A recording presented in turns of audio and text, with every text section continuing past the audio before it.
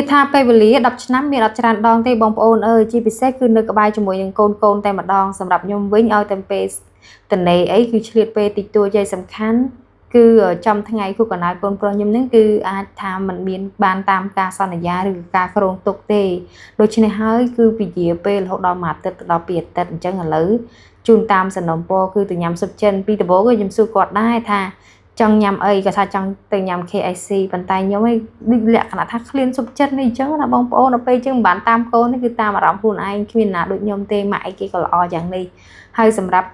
កូនដែលខ្ញុំបានមើលថែរក្សាវិញគឺថាគាត់ទៀមទាអ្វីក៏ដោយគឺខ្ញុំមិនដែរឲ្យគាត់ទាំងអស់ 100% នោះទេបើគាត់ទារបស់2ឬក៏3គឺខ្ញុំកំណត់ឲ្យគាត់តែ1ឬក៏2ទេទី1ថាថវិកាទី2យើងមិនអាចតាមចំណង់ចំណូលចិត្តតាមការចង់បានគាត់គ្រប់ពេលទេ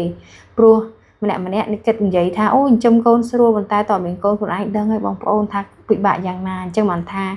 ការខ្ញុំនៅតូចខ្ញុំជាមនុស្សម្នាក់ដែលទៅចេះរងអីអញ្ចឹងណាហើយមិនដឹងម៉ាក់ខ្ញុំគាត់ทำចិត្តជាមួយខ្ញុំយ៉ាងណាទេឥឡូវមកកូនមកដូចចិត្តតែម្ដងបងប្អូនហើយអញ្ចឹងមិនថាកម្មពីអត់ចាំជាតិក្រោយទេគឺជាតិនឹងសាងអីបាននឹងភ្លាមតែម្ដងយើងយល់អារម្មណ៍ឲ្យទឹកចិត្តជាម្ដាយរបស់គេចង់និយាយថាទង្វើអតចរិតយើងពីក្មេងបែបណាគឺកូនយើងតបស្នងមកវិញប៉ុណ្ណឹងដូចគ្នាពេលខ្លះសឹងលើក៏ថាបានដែរណាបងប្អូនប៉ុន្តែទឹកចិត្តជាឪពុកម្ដាយដូចកាត់ទឹកអញ្ចឹងកាត់មិនដាច់នោះទេគឺតែងតែតម្រែតម្រង់ឲ្យចិត្តមិនដាច់ទេហើយសំខាន់នេះខ្ញុំ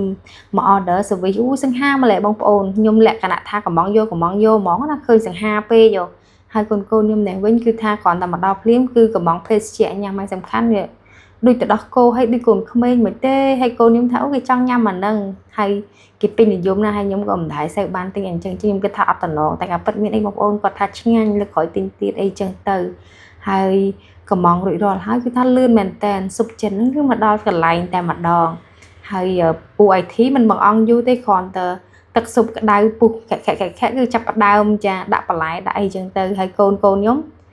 គឺគាត់អត់ញ៉ាំបន្លែប្រហែលទេគឺថាបានដាក់សាច់ជ្រលក់យកហើយអាពេលញ៉ាំហ្នឹងអាជាស្ដាយបងប្អូនអត់បានថតទេព្រោះពេលហ្នឹងរៀងញាប់ដៃញាប់ជើងណាជាពិសេសគឺថាបានញ៉ាំហើយឆ្ងោកយកមកអត់ខ្វល់ពីអ្នកណាទាំងអស់បើថា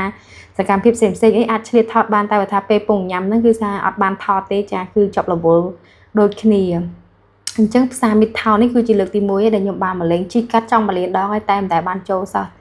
គឺមានរោងកុនមានកន្លែងញ៉ាំអីភាគច្រើនអញ្ចឹងណាប៉ុន្តែវាមិនទូលំទូលាយដោយផ្សារផ្សេងថាមានសម្បូរបែបអីចឹងទៅគាត់ថាអ្នកដែលគាត់និយមមកភាគច្រើនគឺមើលកុនឬក៏មកញ៉ាំអាហារនៅនឹងឯងហើយក៏មាន playground សម្រាប់ក្មេងៗដែរតែខ្ញុំមិនបានជូនគាត់មកទេបើសិនចង់មកលេងត្រូវនាំពីថ្ងៃអីចឹងទៅអាចលេងបានយូរព្រោះមកនេះរៀងយប់ដែរហើយអញ្ចឹងទៅអត់ចង់ឲ្យគាត់ចូលលេងទេត្រូវមកញ៉ាំអីហើយតិចតួចគឺចាប់ផ្ដើមរៀបចំទៅផ្ទះវិញហើយពេលវេលាដែលនៅជួបជុំគ្នានឹងបងប្អូនខ្ញុំជឿជាក់ថា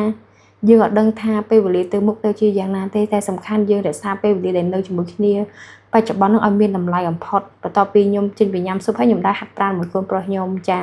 វីដេអូនេះក៏បានបញ្ចប់អរគុណជម្រាបលាបាយបាយ